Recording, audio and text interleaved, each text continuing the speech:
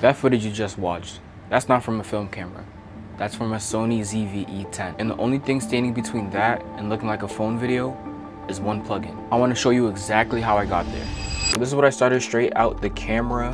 You know what I see? There's no LUTs on this, there's no color grade on this. All right, so first thing that I did, I went over to my effects tab and I added an adjustment layer over the entire thing.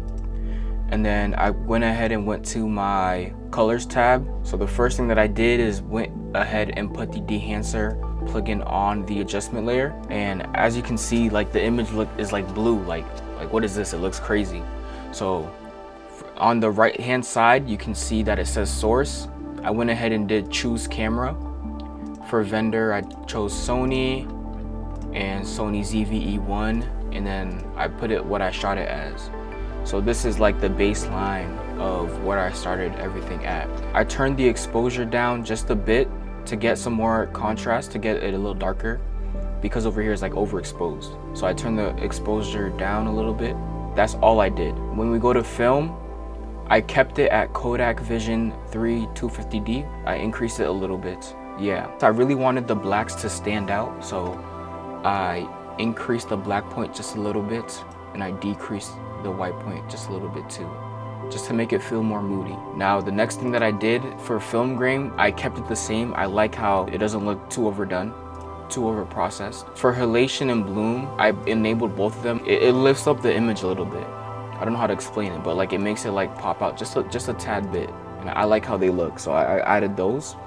And for film damage, I also enabled it. That's where it gives it that little crackles inside of it. So here's like you see the little flickers. With it off, you don't get those flickers.